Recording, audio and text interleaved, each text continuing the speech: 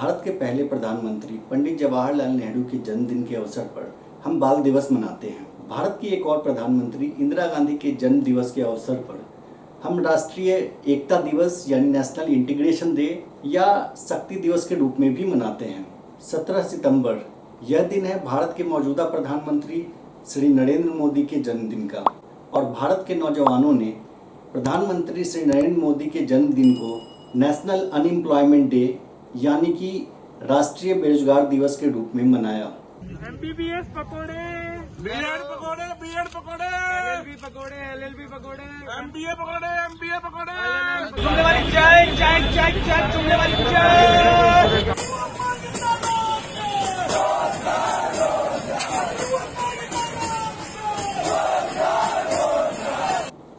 नमस्कार, मेरा नाम नीरज कुमार और आप देख रहे हैं सत्यान्वेषी। सत्यान्वेषी का अर्थ है सत्य की खोज करने वाला।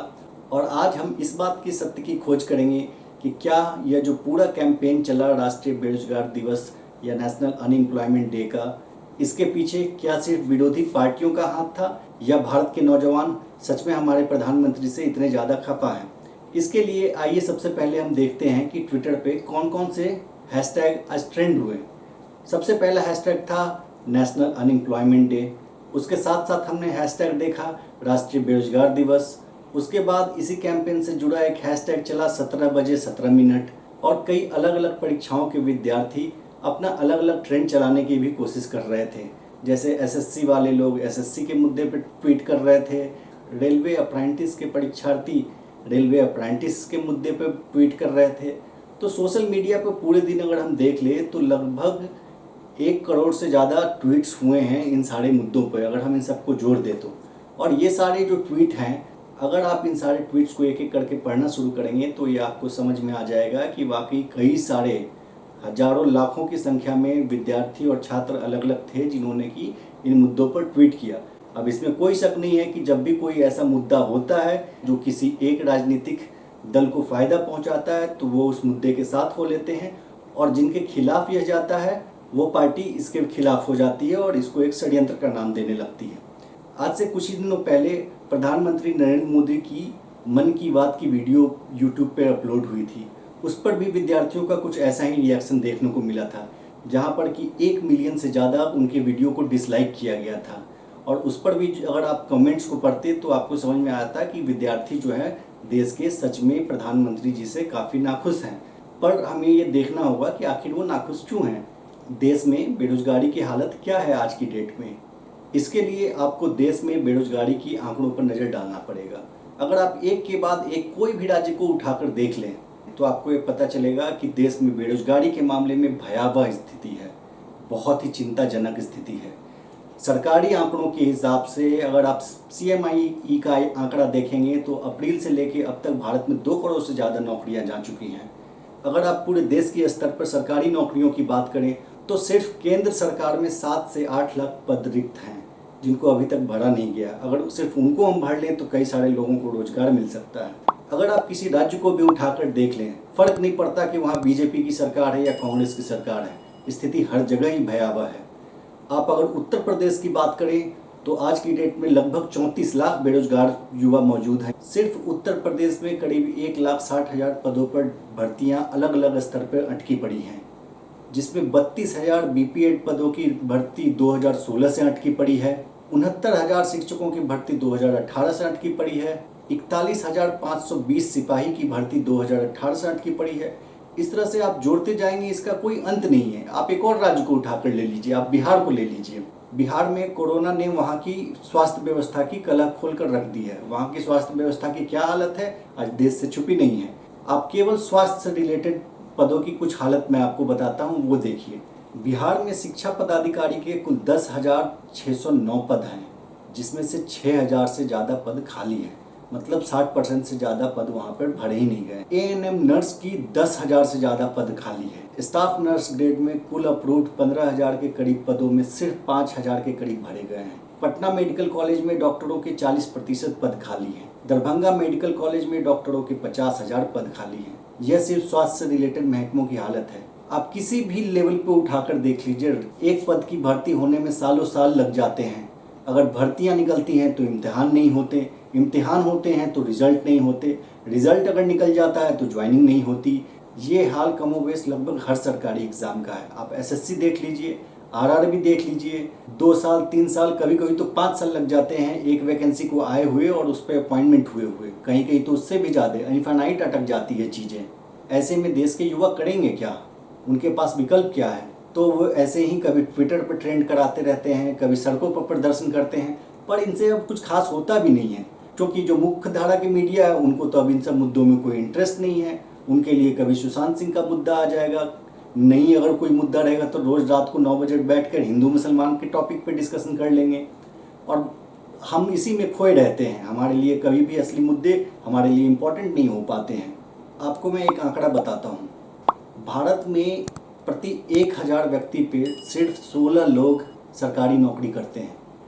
अगर इसी की तुलना आप दुनिया की किसी और देश से करें तो भारत का स्थान बहुत नीचे है। अगर आप चीन को भी ले लें, जहाँ पर कि भारत से ज़्यादा आबादी है, वहाँ पर भी प्रति 1000 व्यक्ति में से 57 लोग सरकारी नौकरी करते हैं। बाकी यूरोप के देशों की अगर आप बात करें, अमेरिका की बात करें, उससे तो हम तुलना ही नहीं कर सकते हैं।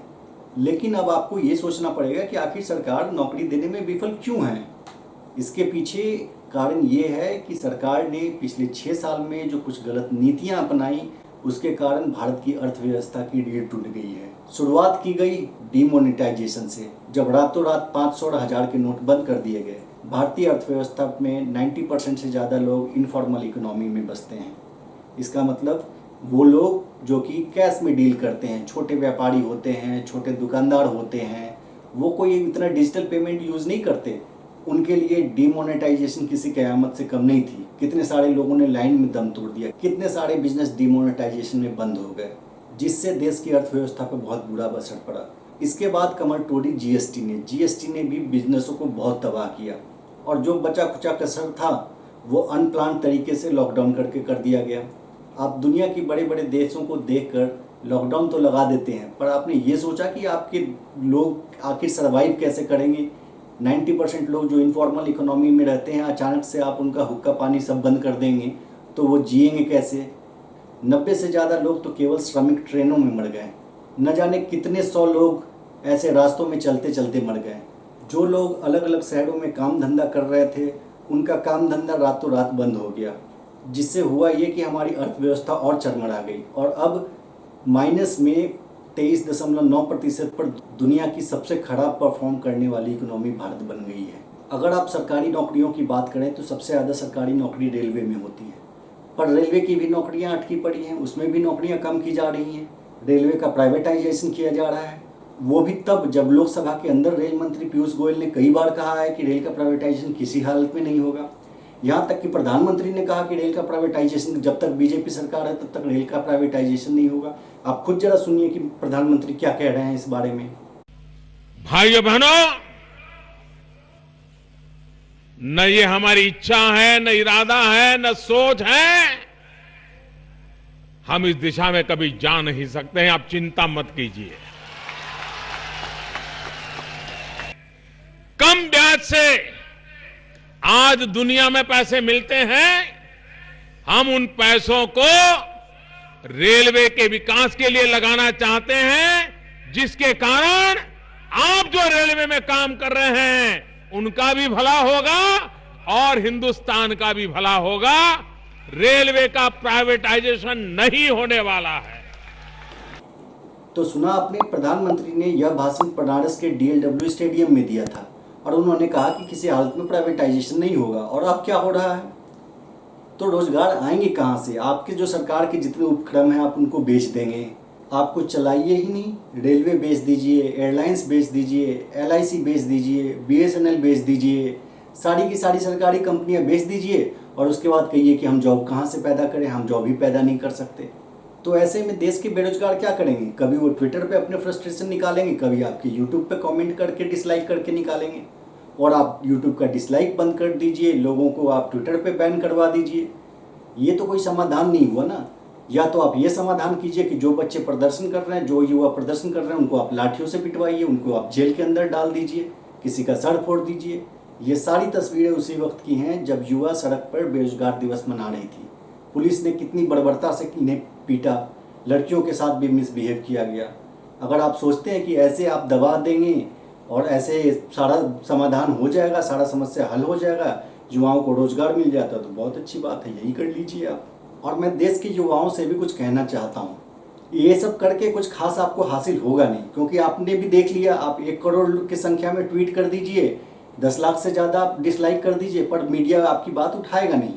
उनके लिए वही हिंदू मुसलमान का टॉपिक इंपॉर्टेंट रहेगा, जिससे कि आप बट कर रहे हैं और आपके अंदर इतनी नफरत भर जाए एक दूसरे के प्रति कि आप कुछ और सोच ही ना पाएँ। आप कभी अपने रोजगार के बारे में, अपने इम्तिहान के बारे में, अपने करियर के बारे में सोच ही ना पाएँ और आप बस एक दंगाई बनकर रह जाएं। अभी आप ये आंदोलन कर रहे हैं, पर मैं श्योर हूँ कि कुछ ही दिनों के बाद आपके पास फिर व्हाट्सएप पे एक फॉरवर्ड आएगा और आप हिंदू मुसलमान को और मुसलमान हिंदू को गाली देने में बिजी हो जाएंगे, और उसके बाद आप ये देश के मुद्दे आपके लिए कोई मायने नहीं रखेगा और फिर से आप टीवी पर रात में वही 9 बजे हिंदू मुसलमान का डिबेट देखने लगेंगे, जिससे कि आपकी भविष्य गर्त में चलती जाएगी। इससे कुछ होने वाला नहीं है। अगर अब भी आप जाग सकते हैं तो जाग लीजिए। बहुत भक्ति कर लिए 6 साल से, पर आपको मिला क्या? आज तो आपको सड़क पे आना पड़ रहा है और पुलिस की लाठियां खानी पड़ रही है। कुछ मिला नहीं, आपको रोजगार भी नहीं मिला और मिलने की उम्मीद भी नहीं है। बस जब चुनाव आएंगे तो कुछ नए नए घोषणाएं हो जाएंगी कि आपके यहाँ ये बनेगा, ये आ जाएगी, ये कंपनी बन जाएगा, वो IT पार्क बन जाएगा, पर होता कुछ नहीं है। ये आपको भी पता है और मुझे भी पता है कि इससे होना कुछ नहीं है। तो अभी भी इस समय है कि आप ये जहर जो आपके अंदर अलग अलग तरह पे, कभी सांप्रदायिकता के नाम पे, कभी आरक्षण के नाम पे, कभी किसी और के नाम पर आपके अंदर जो जहर घोला जाता है और आपस में लड़वा के और आपको सत्ता अपना अपना चमकाया जाता है, इससे आप बचिए और अपने मुद्दों को पहचानिए। आपको एक और आंकड़ा देता हूँ मैं। जब से लॉकडाउन लगा, जब से कोरोना का मामला आया, तब से लेकर 6 सितंबर तक दिल्ली से सटे नोएडा में कोरोना से मरने वालों की संख्या थी 47। और पता है आपको कितने लोगों ने आत्महत्या की? 165। 3 गुने से ज़्यादा लोगों ने आत्महत्या की जितने लोग कोरोना से मरे। तो आप सोच सकते हैं कि क्या स्थिति है, लोगों की मानसिक हालत कैसी हो गई है। ज़्यादातर खुदकुशी करने वालों में से यंग लोग थे, नौजवान थे। सोचिए कैसे मनोदशा होते जा रही है, कैसे मेंटल हेल्थ होती जा रही है। और हम मेंटल हेल्थ के मुद्दे को बात ही नहीं करते। हम कोई भी असली मुद्दा जो कि हमारे लिए इम्पोर्टेंट, हम उस पर बात नहीं करते। हमारे लिए सिर्फ हवाई मुद्दे ही काम के होते हैं। अब और आपसे क्या बोलूं, बस यही आप सबसे प्रार्थना है कि अब भी आप सचेत जाइए और असली मुद्दों को पहचानिए। आपस में लड़ना, आपस में एक दूसरे के खिलाफ नफरत रखना, इससे बचिए। इससे किसी का कुछ भला होने वाला नहीं है। जैसा कि महात्मा गांधी ने कहा था, an eye for an eye will make the whole world blind. एक आँख के बदले दूसरे आँख फोड़ने आप जाएंगे तो पूरी दुनिया अंधी हो जाएगी। आज की इस वीडियो में बस इतना ही। अगर आपको यह वीडियो पसंद आई हो तो इस वीडियो को लाइक करें और ज़्यादा से ज़्यादा शेयर करें और साथ ही इस चैनल को सब्सक्राइब करना ना भूलें। जाते जाते मैं आपको छोड़े जा रहा हूँ बिहार की कैमूर की रहने वाली नेहा सिंह राठौड़ की इस भोजपुरी गाने के साथ, जिसको कि उन्होंने बेरोजगार दिवस के अवसर पर बनाया है। गाने के बोल हैं, रोजगार देवा की करब डरामा, कुर्सिया तार बाप के नहा। जय हिंद, वंदे मातरम, सत्यमेव जयते। रोजगार देहबा की करब डरामा, कुर्सिया तो हर बाप के नहा। बाप के नहा तो हर दादा के नहा, बाप के नहा तो हर दादा के नहा। ऐसे न चली भरमाना, कुर्सिया तो हर बाप के नहा। ऐसे न चली भरमाना, कुर्सिया तो हर बाप के नहा। थरिया बजावे बेरोजगार भैया, मिली जुली करे गुहार भैया। बहिर तोहार सरकार भैया, सुनाता नहीं है? डालना तेल कनवामा, कुर्सिया तो हर बाप के नहा।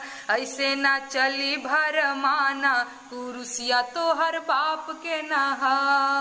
नून मरिचा धनिया पोसात नहीं खे, लिहाल कर्जा भरात नहीं खे। रोवेला नन्हका चुपात नहीं खे, चली न कवनो बहाना, कुर्सिया तो हर बाप के नहा।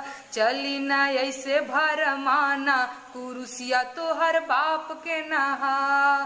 बिगहा भरवादा भुलाई गईला, झुकल नजर करी खाई गईला एहो झारेला कुरुता पैजामा कुरुसिया तोहर बाप के नहा ऐसे ना चली भरमाना कुरुसिया तोहर बाप के नहा। Thank you.